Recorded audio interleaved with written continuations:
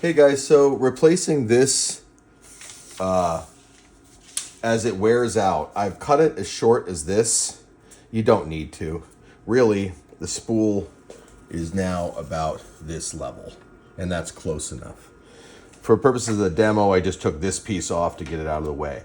So this feeds all the way through this complicated mechanism, and I found the simplest way, if you have just a little bit of spool left, is to rip off the end. Notice that I have this unwound and sitting on its own weight so it doesn't spool up again. Keep this, orient it so it's the same direction as this, pull out a long chunk of it, grab a piece of this, and of all the stupid things, the cure to all the problems here is a piece of Scotch tape. And you just line them up pretty good and hit it with the Scotch tape.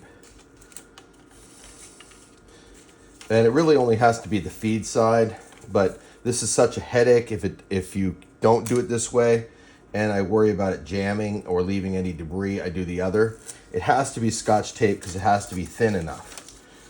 And then you should have your complete, there it is, spool. Hold it so when you take it out, try to wrap some back in, including that little piece. And see, now you can see I have it feeding all the right direction in here, and it's all set to go.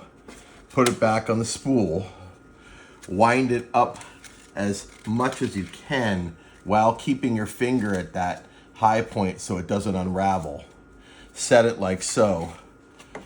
Put the piece back on again, like so.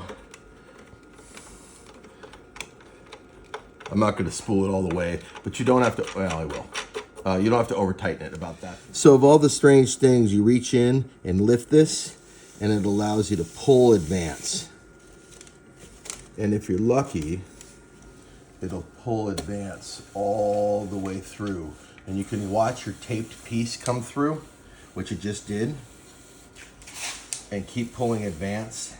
The taped part is through. I release the pressure on it, pull it off, that's it. That saves you 2 hours.